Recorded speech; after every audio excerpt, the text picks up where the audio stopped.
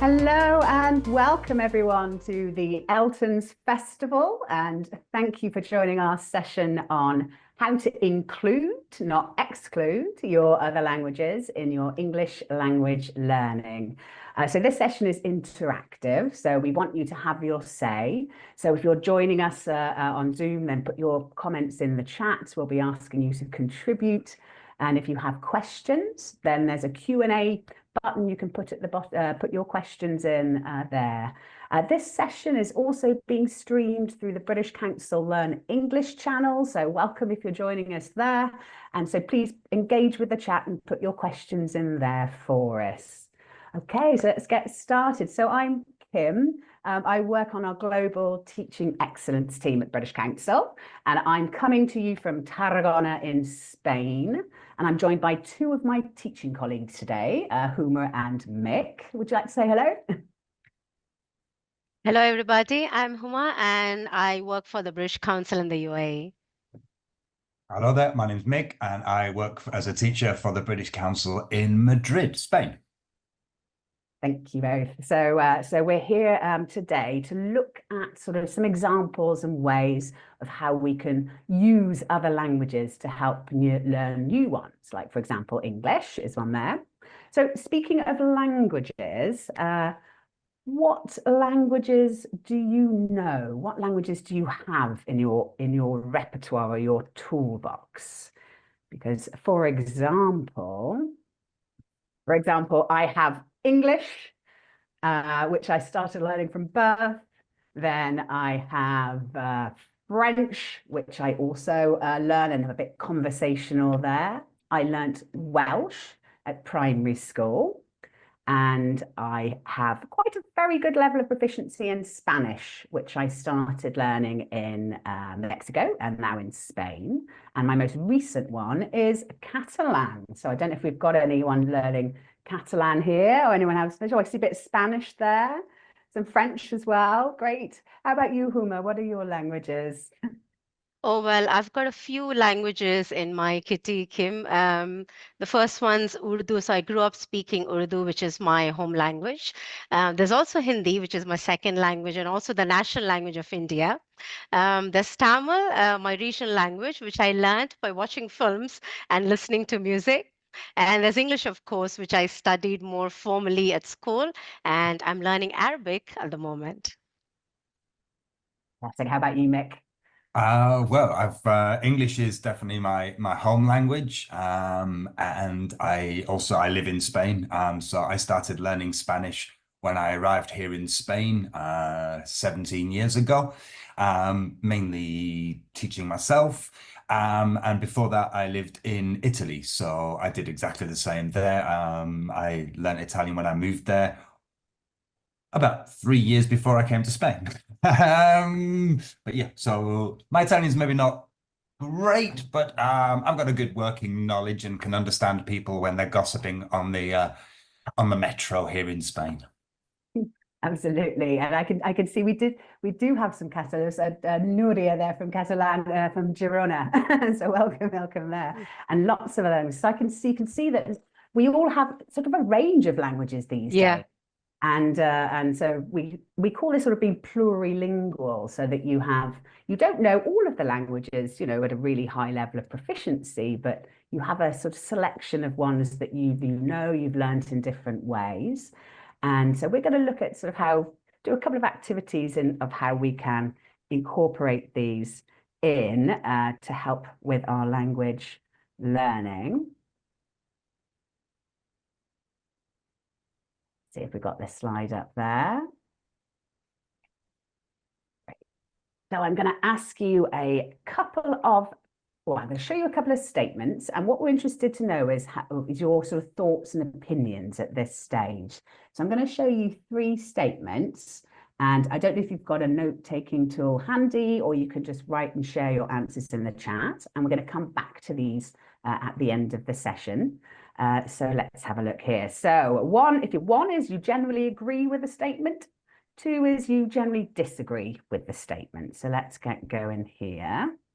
So your first one is, I only use English to learn English.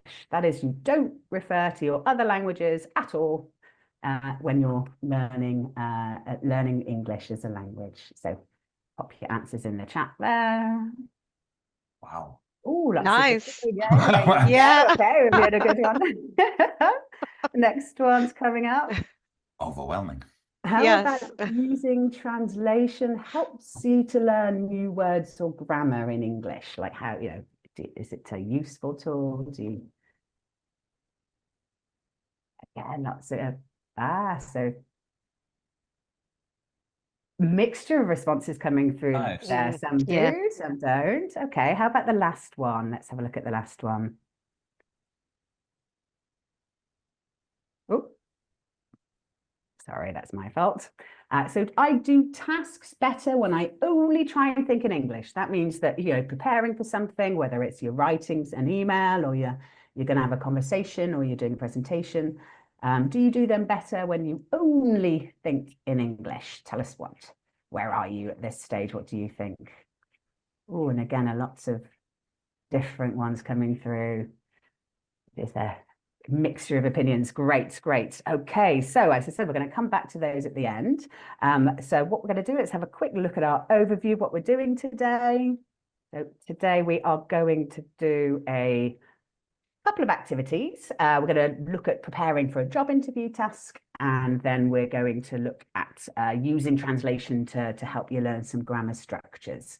So Huma's going to lead us with this first one. So let me hand over to you there, Huma. Thank you, Kim. All right. Okay. So, hello, everybody, and I hope you've got your note-taking tool ready. In this section, we are going to learn to prepare for a job interview question using your other languages. You might ask why?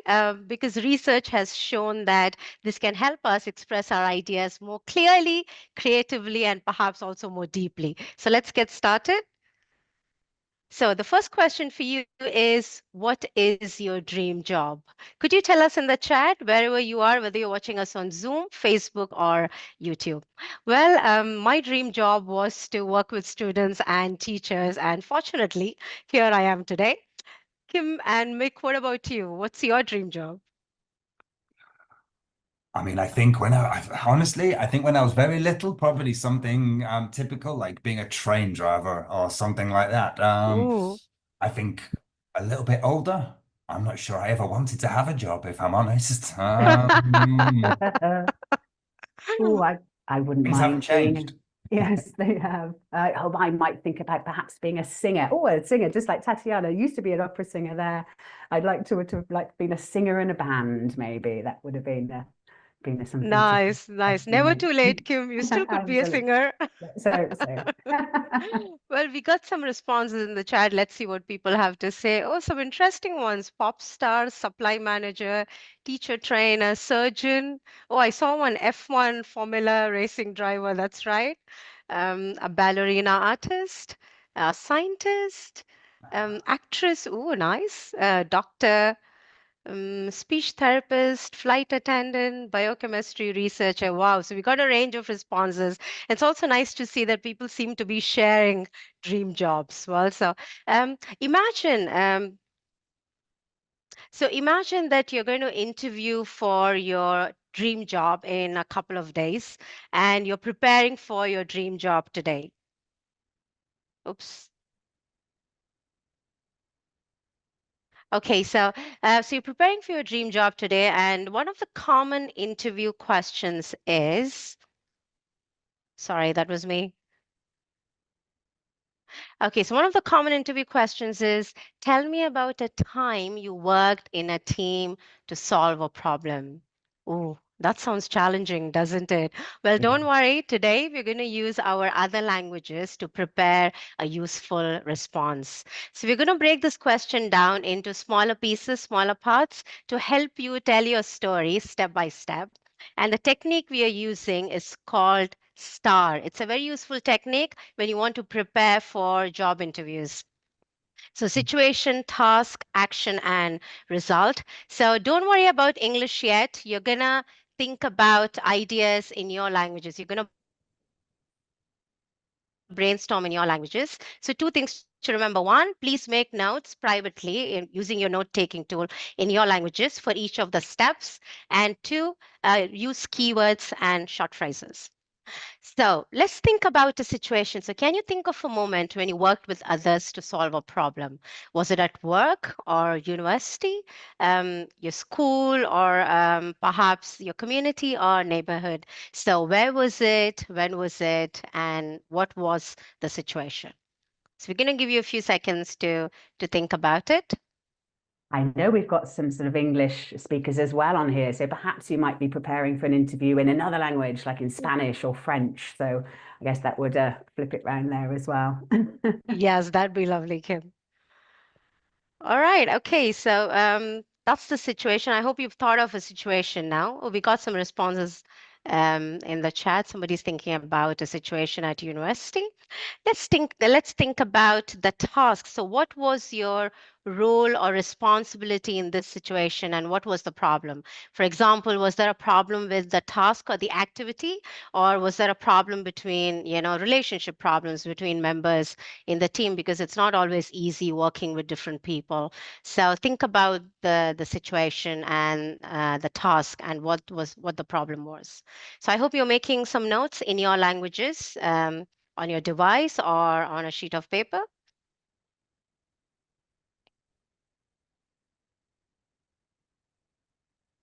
Okay, and let's look at the other stages too, other steps too. So you've got the situation and you've thought about the problem that you had. What action did you do to solve this problem? So what steps did you take to solve this problem? So Mick and Kim, have you faced this situation, a time when you had to solve a problem in a team? Oh, yes, I think I'd say on a daily basis, often, sometimes. Yes. Yeah, I see what you But mean, Kim. might Yes. be a technical issue in a meeting or something that's come up for sure. Yes, of course, yes.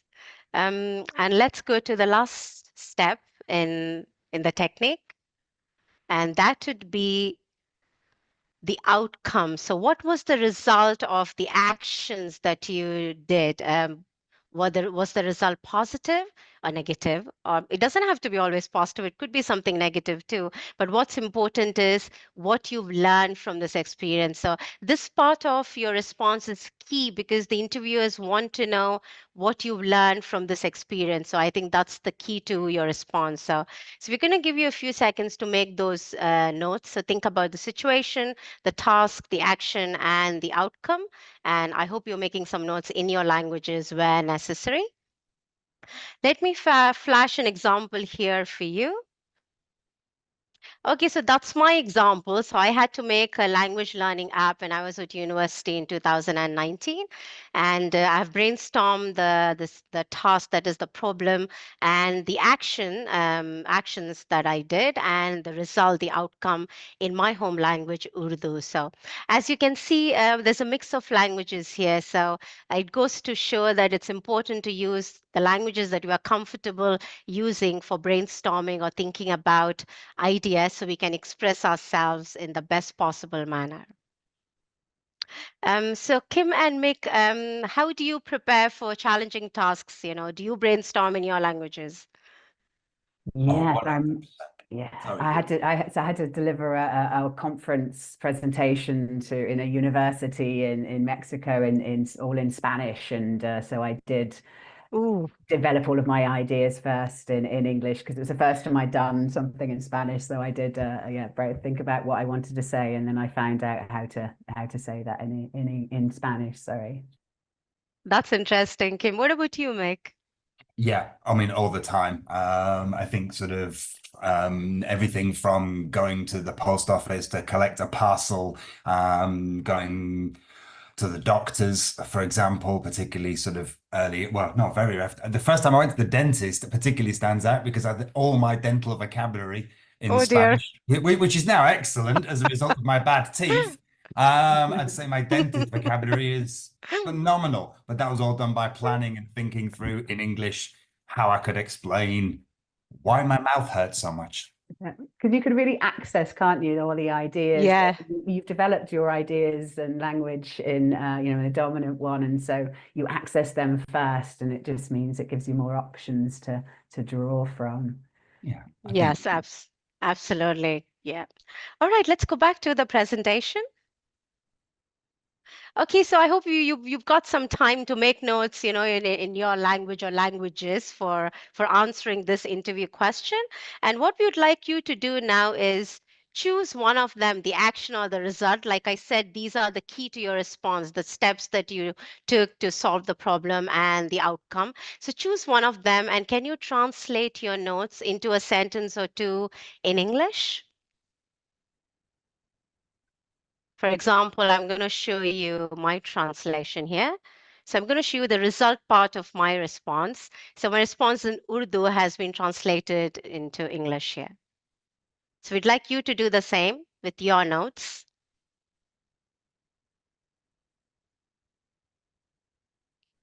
Yes, going back to that question, Kim and Mick, yes, I couldn't have learned English or any of the languages that I know without actually going back or relying, on my other languages. So, similar to what Mick has said, yeah, when I moved to the UAE and when I wanted to go to restaurants here in the UAE, those traditional Arabian restaurants where a lot of the waiters speak only Arabic. Yes, I used to do that. I used to do my homework, write down those phrases, for ordering food, at least numbers in Arabic for saying, oh, one mandi, so so how would I say one really, or two, talata mandi, so three. So I used to make notes in Arabic, yes, of course. It's interesting you say, like, how would I say them, isn't it? Because you're also Yeah. trying to get your own identity in one language through in all languages, So if you think about what language you use and the tone and the tone that you use in English or Spanish or French, whatever yours also maybe dominant language, you can then find relevant ones so that you still feel like you when you're speaking another language. Yes, absolutely, Kim. I think, as we all know, languages are so powerful. They're integral to our identity and culture and personality and emotions. So I don't think we have to leave those at the door when we go anywhere. So, yeah, absolutely. All right, let's go back to the presentation. Okay, so let's look at this translation. Well, I like this translation. What I like about this translation is that the meaning has come across very well and very clearly. So that's a win. That's good news. Fantastic. So I'm quite happy about that. But there are some things that we need to revise. So are there any problems? Well, so could you tell us in the chat, what do you think about this translation? Is there anything that I should revise?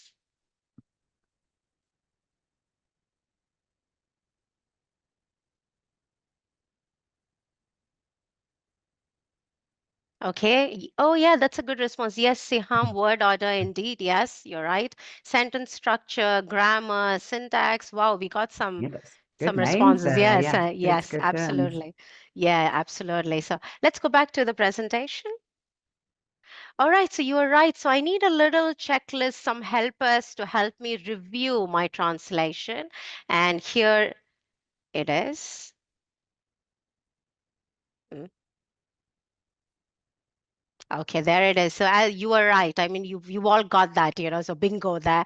Yes, so while the meaning is quite nice and it's come across clearly, well, I need to think about the word order as Mark, Cardona, and others have said, the syntax. So the subject, verb, object. So that's a little bit awkward in the first and the second part of the sentence. I also need to check the meanings of the words I've translated. So I'm quite happy about that because I really like this phrase, substantial improvements. So I was looking for something that's impressive, that's meaty, and I'm happy about the vocabulary that's come across through this translation. Have I used the tenses accurately? The tenses are not very clear. So of course, I spent some time then revising using translation tools and my own knowledge of English as well. And here is my revised translation. So yeah, the translation says better liked. Well, I was looking for something better, actually a better phrase. So the app was better received by users. So the word order there. So I had to change the word order, of course. And this led to a substantial improvement in the system. So I'm happy with that translation. Could you now post your translated versions in the chat. So could you share your translation of the result or the action from star into the chat, wherever you are on Facebook or YouTube or here on Zoom? Yes, could we see what you've got? Yes, there Yeah. are some responses saying that translation is important. It's fundamental for teachers and students, absolutely, because you can also save time, in the classroom. If you're a teacher, then it's more efficient. Not just for teachers, even for learners, because I didn't have to spend much time brainstorming those ideas in my home language, Urdu. But if it had to be English, then perhaps I would have spent a little bit more time. And Jane's asking about sort of tools as well. And so, often there's so many different tools you can use for translation. And that's quite a nice thing to have a look at, isn't it? Which one gives you the best, better translation? Is it Google Translate? Is it Word Reference? There's lots of available ones out there. And it's quite a skill, isn't it? Translation is an important skill to develop. There's lots of job opportunities and social opportunities to do it. So Yes, Jane, that was a very good question because sometimes translation can be, funny, awkward, or inaccurate. So you've suggested DeepL. Yes, that's a good tool. I also like Reverso because it provides context-based translation, not literal translation. So Reverso is one of the other tools that we could use. Oh, we've got some responses in the chat. Surat says, displayed adequate understanding of cyber attacks and attack methods.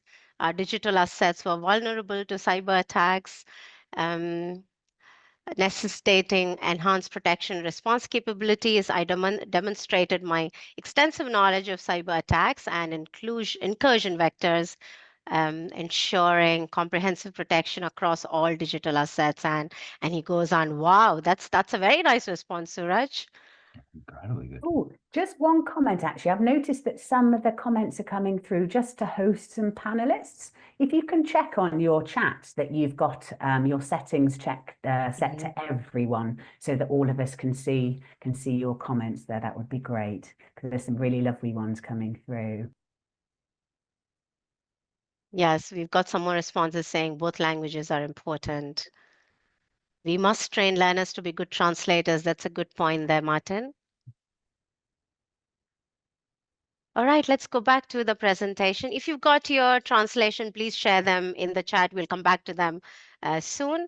So we would like you to now think about this process, the cognitive process that we went through, that we experienced now. So what do you think, how useful do you think it is to brainstorm ideas in our languages first? Was it easier to organize your ideas more clearly? What do you think? Please tell us in the chat, wherever you are.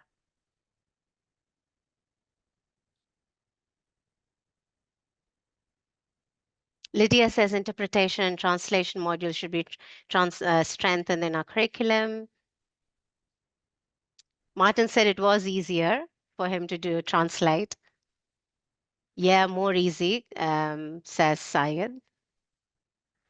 Brainstorming in L1 is easier, according to Siham.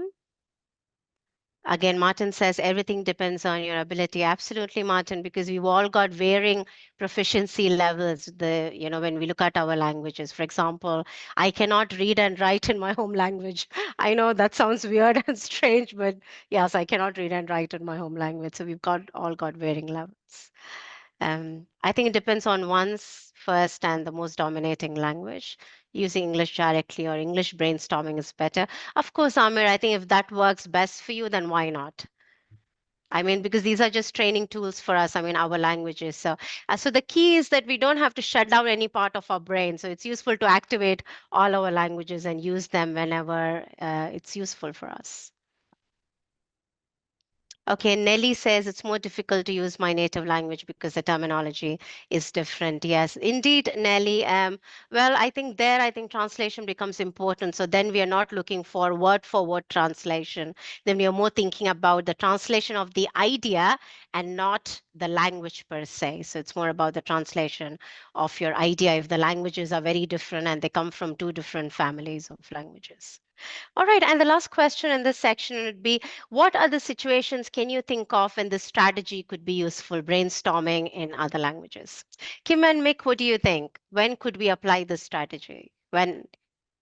Oh, writing an email often, if it's a particularly challenging email as well, maybe it's, it takes a bit of planning that you might sort of want to take that time to really think about how you would structure it first. So I think that's one for me. Mick, what about you? Yeah, no, I would just say I think any conversation you're going to have, which is quite a transaction, which is where you want something, somebody has something to give, whether it be looking to rent a flat or buy a house, through to things that we've mentioned, like going to the doctors, the dentist, going to buy bread. Oh, yeah. I mean, I've definitely used this in that kind of level, and also, more advanced, sort of more complex things like interviews, etc. I think it can be incredibly useful. Absolutely. We got some responses in the chat box saying that brainstorming in other languages can improve our response. It's good. Some people are saying we could use it for organizing our ideas in an international context or for writing an essay. Yes, why not? When you brainstorm ideas, perhaps for your IELTS writing task, you want to brainstorm ideas, and why not do it in your languages if you want to, and then move on to English. Nelly says storytelling, constructing a plot. Yes, of course. Yes, Mehrun, that's a good question. We'll come back to questions later. So could you please add your questions to the Q&A? You'll see a Q&A icon at the bottom. So please add your questions to the Q&A. All right, so that brings us to the end of my section. Thank you very much for your active participation. Over to Mick now. Hello. Okay, so thank you very much. So in the next bit here, what we're going to look at is a little activity thinking about how we can use our other languages and translation to improve both the fluency, for example, when you're speaking, but also maybe the accuracy, trying to all of us learning a second language, the thing we don't like doing is making mistakes. So what can we do or how can we use translation in our own languages to try and minimize those mistakes? So what I'm going to do is, first of all, I just want to show you a little picture of something that I used to do quite often when I was younger. Obviously, none of these pictures are of me. But there's Could be me something then. I used to do when I was younger here. So if you know if you can guess from the pictures, or you can work out from the pictures what I used to do often when I was younger, if you just want to put your ideas in the chat, I'll give you a few seconds and then we'll have a look through. Anybody work out? Something I used to do a lot as well. I would do it a lot when I was younger. Not now, though. Oh, we've got a couple of things coming through. Here we go. Well, Tatiana, you're in there watching horror films, watching TV. Yeah, but we're definitely going with this. We've got a lot of watch TV, crying, watching TV. But yeah, absolutely. What we were looking at here was particularly looking at horror films or scary movies. Something I definitely used to do quite a lot when I was younger. So let's have a look. And I'm just going to go there. So if we have a look here, Yeah, as he says, scary movie. That's the one. I know that's the name of the movie as well. Watching scary movies. Oh, and Niloufer mentions as well. Okay. So here I have a short sentence here. When I was younger, I would often watch scary movies with my friends. Okay, when I was younger, I would often watch scary movies with my friends. Here we have a simple sentence in English. And what I'd like you to do is, could you please just translate this sentence into your or one of your languages? Again, if you want to put your answers in the chat, fantastic. If you'd like to just make a note on a little bit of paper by your side, but just this one sentence, if you could translate this, how would you express this idea in one of your other languages? Okay, so when I was younger, I would often watch scary movies with my friends. So do you still watch scary movies, Mick, a lot? I'll be honest and say not so much these days. No, I was always quite chicken anyway. So the older I get, the more scared I get. Oh, I used to watch a lot of scary movies, Mick. Yeah, I love them. You watch them now, yeah? No, I used to watch a lot of Ah, scary movies. Yes, yes, you're in the past as well. yes. Yeah. Yeah, me too. I don't know why. I just can't handle the horror anymore. I'm just a bit too scared. There's enough scary. I found enough scary things in on the street, so I'm fine now. Okay, so we've got lots of different ideas here. Okay, yeah, we've got languages. I can work out what they are, and languages, I'm not sure what they are, but we've got lots of translations coming through here. So let's have a look. If we just move back to the sentence here, and we've got our idea. When I was younger, I would often watch scary movies with my friends. And what I'd like you to do now, you've got the translation here. If I can just move on, is I just want to, what I'd like us to do is just have a look and just analyze our translation a little bit. So all we're doing here is comparing how is the idea expressed in English and how is the idea expressed in the language that you used.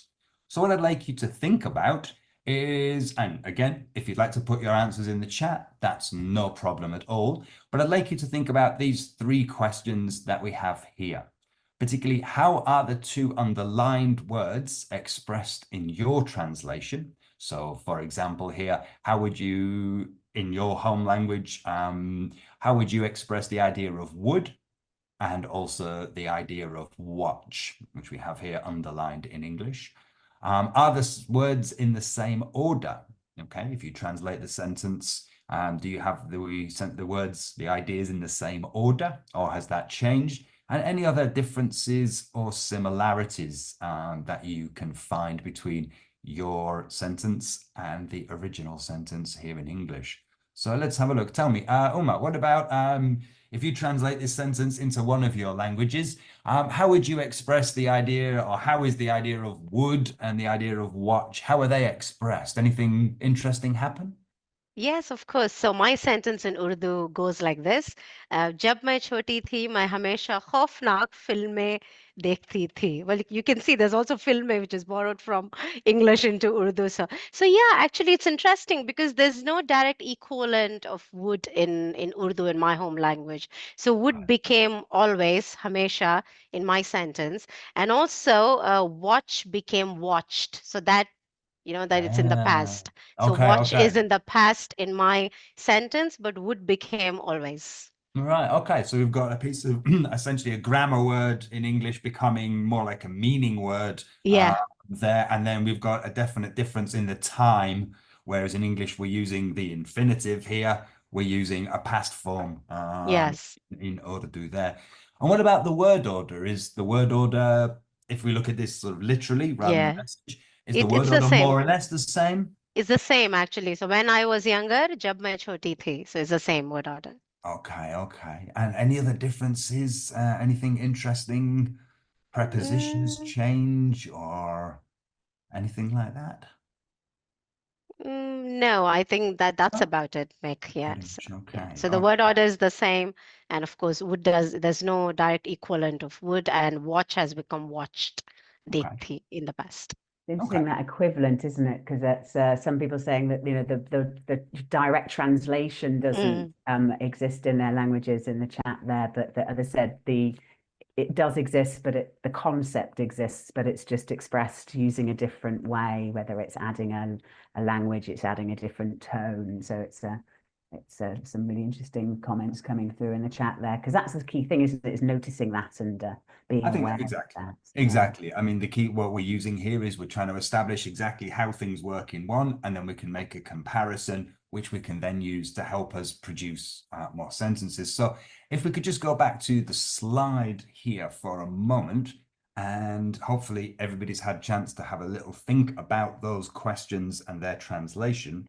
So now we're going to move on, and I just want you to think for a few seconds of some ideas, other things that you would often do when you were younger. So just thinking about the times when you're not watching scary movies when you were younger, what kind of things would you often do? For example, I would often play football in the street with my friends. I think when I was younger, well, one thing I wouldn't do. So when I was younger, I wouldn't do my homework very often. Would perhaps be the sentence my mother would give you. What about you, Kim and Uma? Things that you would often do when you were younger? Oh, I used to, sorry, So, Kim. No, you go, Huma, thank you. Yeah, I used to dance a lot, which I don't, now, okay, but yeah. okay. Did you go to classes No, no, I used to switch on the TV and, and just dance along dance? with the music. Yeah. Oh, maybe I that's think I did, dancing. but I'm not saying that one. Kim, what about you? Anything you would Well, often do? actually, we're building on Huma. Yes, I would be involved with a lot of theatre, local theatre productions, and so doing some dancing and singing then. So I'd often join and perform on stage. I think Okay. performing's coming through as a theme. I was going to say. Okay, let's have a look. So hopefully people have got some ideas there. And if we could just pop back to the slide and we can have a look. Now we've hopefully got some ideas here in your home language. So what we need to do really is just have a look and think about what we can do with this. So I'm going to use Spanish as an example.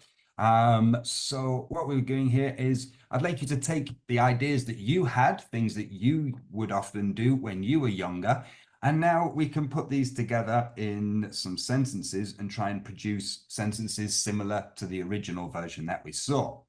So what I have here on the screen is my translation into Spanish. Cuando era más joven, a menudo olvidaba hacer mis deberes. And we can compare how that works with the English sentence. So you can see, for example, that I've underlined the verb forget in the English sentence.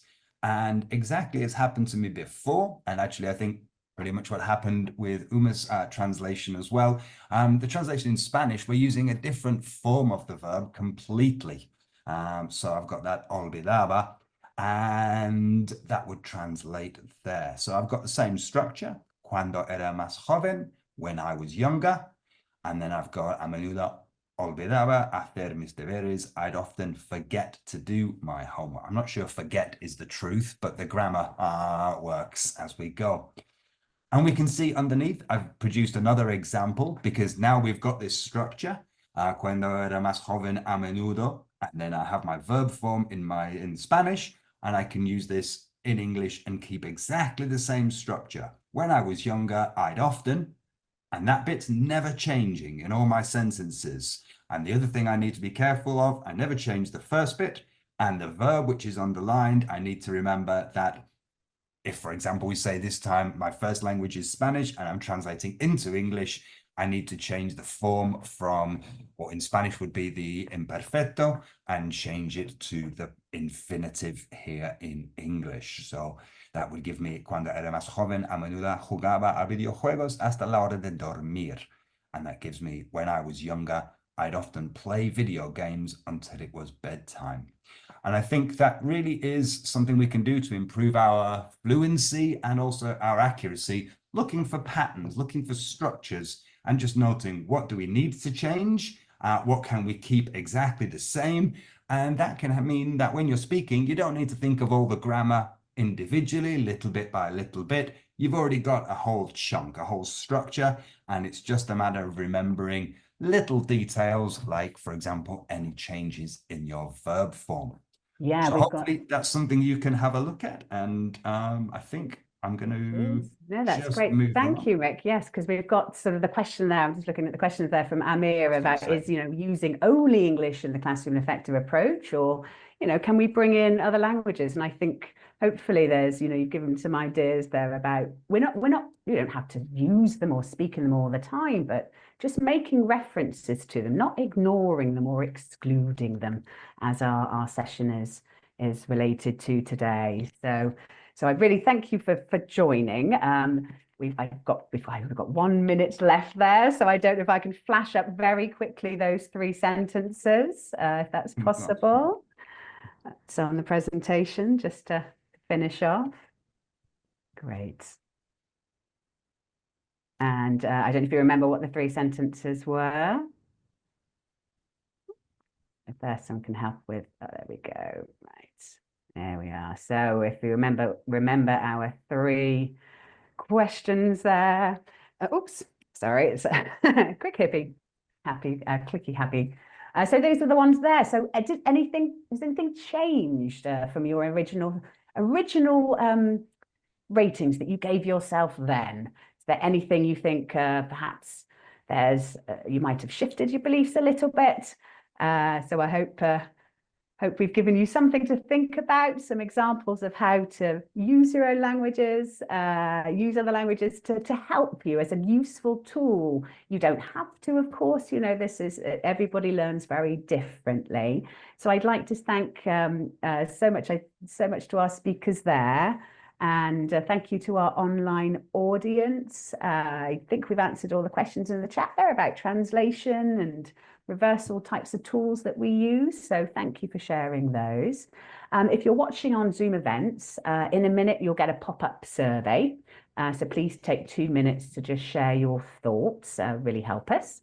And if you're joining us from our live streams on social media, you can still join the full ELTons Festival on the link that our moderators will be adding to the chat. And thank you ever so much again. And up next, we've got the evolution of English, exploring innovation through language. So starting shortly. So head back to the lobby. And I want to thank you ever so much. Thank you, Huma. Thank you, Mick. And thank you to everyone for contributing. It's been a real pleasure to hear your thoughts. And enjoy the rest of the festival.